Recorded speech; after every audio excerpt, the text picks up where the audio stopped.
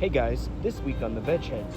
Today we're going to be making mango salsa with tortilla chips. But we're using corn tortillas, which are complex carbs. And the reason we want to use this is because we want a gradual breakdown of our carbs, which will... It gradually increases the body's blood sugar levels. Thank you. Especially for people with type 1 and type 2 diabetes. Because we're making this mango salsa fresh, we're avoiding those hidden sugars and carbs that you can find in most like processed mango salsas. Right here we have corn tortillas, have mango, cherry tomatoes. Is it cherry tomatoes? Oh, no. Cilantro, lime, onion, red wine, Vinegar. red wine, vinegar, salt, pepper. Time to get started.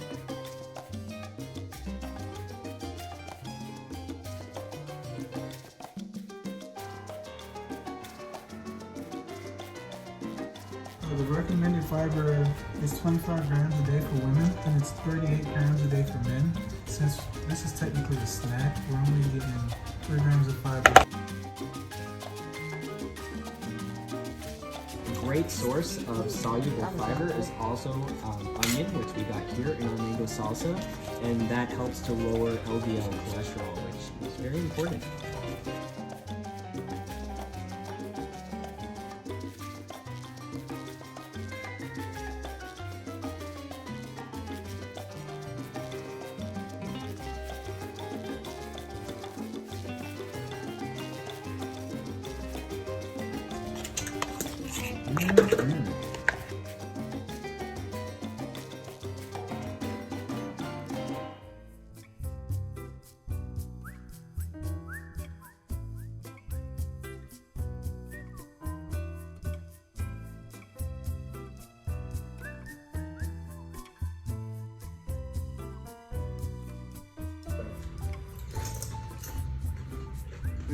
Cheers.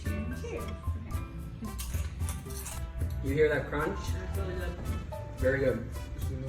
It's really easy to make too. It's like Yeah. It's a good thing to snack on. I'll say that. It's sweet, it's crunchy, salty. Would you add anything else? Mm-hmm. Some jalapeno for some spice? I like it.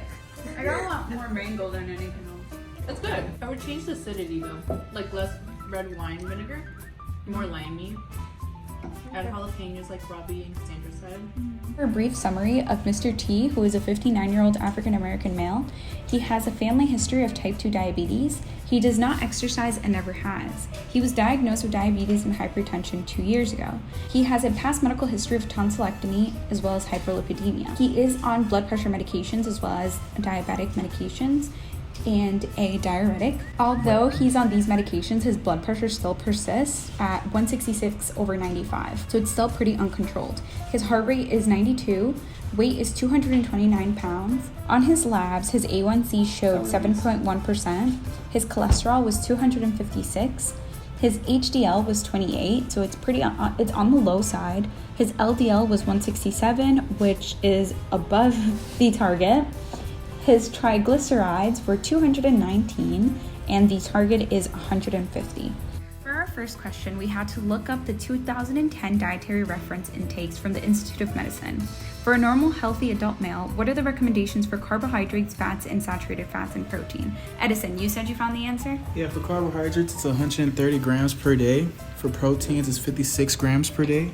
And for fats, we didn't have no RDA or AI, so we had 20 to 35% energy expenditure. For our second question, it was based off a 2,200 calorie diet. So how many calories does this represent for each macronutrient? For fats, 2,200 times 20% equals 440 kilocalories from fat. And Cassandra calculated the carbohydrates. So you're gonna multiply by 45%, which would be 990 kilocalories. Robbie? For protein, we want to do about 10%, so it will be about 220 kilocalories. For our third question, we had to suggest 5 examples of improvements that he can make in his diet to consume quality carbohydrates at dinner.